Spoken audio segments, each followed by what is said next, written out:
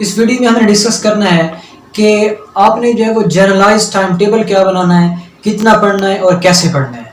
इस हवाले से पहली बात तो ये है कि आपने स्ट्रेस नहीं लेना। मेन बात है स्ट्रेस की, आपने जो इजी वे में प्रिपेयर करना है। ऐसी कोई बात नहीं यार, इस हवाले से इतना मसला नहीं होता जितना हम जो है वो समझ रहे होते हैं। इसी स्ट्रेस की वजह से हम जो है वो स्मूथली प्रिपेयर नहीं कर पाते। तो पहली बात तो ये है कि आप जो है स्ट्रेस या टेंशन फ्री हो जाएं। दूसरी बात ये है कि अगर आप जो है वो इधर ही आपके लाइव लेक्चर आ रहे हैं या जो है आपके रिकॉर्डेड फॉर्म में है, जिस तरह भी हैं, जिस तरह किप्स के जो है वो रिकॉर्डेड फॉर्म में आ रहे हैं, स्टार्स के शायद जो है वो लाइव लेक्चर्स हों। तो इस हवाले से जो भी हूँ, अगर लाइव लेक्चर आ रहे हैं तो फिर तो एक प्रॉपर टाइमिंग होगी कि आपने इस टाइमिंग में जो है वो ऑनलाइन क्लासेस लेनी है। अगर वो भी रिकॉर्डेड फॉर्म में रखते हैं, यानी कि सारी एकेडमीज रिकॉर्डेड फॉर्म में लेक्चर देती हैं, तो आपको इस हवाले से एक बेनिफिट होगा। वो ये होगा कि आप अपना जो है वो प्रॉपर टाइम टेबल बनाएंगे, जिस तरह जो है वो आपको ईजी रहे, जो टाइम आपके लिए मुनासिब रहे, उसमें एक प्रॉपर टाइम टेबल बनाएं कि मैंने पहली बात सबसे पहले लेक्चर्स ले लेने हैं सारे। क्योंकि जो रिकॉर्डेड लेक्चर हैं वो आप किसी भी वक्त ले सकते हैं और जितनी बार चाहें जब उनको सुन सकते हैं। इस हवाले से एक बेनिफिट है कि रिकॉर्डेड लेक्चर्स होंगे तो आप जो है वो किसी वक्त और जितनी मरतबा चाहें जो है वो आप ले सकते हैं। इस हवाले से ये बात है। और दूसरी बात ये है कि इस तरह आपने टाइम टेबल बनाना है। इस टाइम टेबल के तहत आपने सारे पहले लेक्चर्स लेने हैं और जो लेक्चर्स पढ़ा रहे हैं आप उनके साथ साथ हैंड आउट्स बनाते जाएं।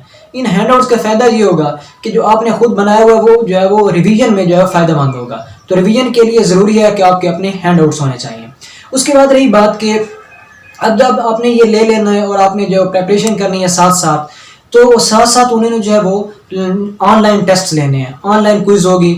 ऑनलाइन का फ़ायदा ये होगा कि आपको जो है वो टाइम मैनेजमेंट में प्रॉब्लम नहीं रहेगा, क्योंकि ऑनलाइन जब नहीं था तो जो है वो हम टाइम ज़्यादा लगा देते हैं। इसमें जो प्रॉपर टाइम होगा कि आपने इसमें हल करना है, इसको आप ये एक बेनिफिट होगा। आप समझिए कि जो है वो करंटाइन जो स्टडी आपकी आपके लिए ज़्यादा फायदेमंद है, क्योंकि रिकॉर्डेड लेक्चर होंगे, आप जितनी बार चाहे सुन सकते हैं और जो वो टेस्ट है आप जो है प्रॉपर टाइम में दे सकते हैं। और उसके साथ साथ ये है कि टेस्ट आप जो ऑनलाइन वाले हैं वो उनको बाद में दें, एंड पे दें। पहले आप सारी प्रैक्टिस कर लें, जो भी आपके पास प्रैक्टिस बुक्स हैं या कुछ और प्रैक्टिस के लिए मटेरियल है। और एक बात ज़हन में रखें कि इसमें जो आपने परेशान नहीं होना जितने एमसीक्यू गलत हो रहे हैं। स्टार्ट में जो है वो 7 से 8 एमसीक्यू जो है वो 60 में से अगर हैं तो उसमें से गलत हो जाते हैं, चैप्टर में से भी हो जाते हैं एक एक में, लेकिन आहिस्ता आहिस्ता आपकी रिफाइनिंग होती चली जाएगी। जिनका आपका गलत हो रहा है, जो टॉपिक है, आप उस टॉपिक पर एक बार फिर पढ़ें कि इसमें कौन सी कमी रह गई थी, कौन सी डेफिशिएंसी थी, शॉर्ट कमिंग्स थी कि जिसकी वजह से जो एमसीक्यूज गलत हो रहे हैं। इस हवाले से एक बात ज़हन में रखनी है।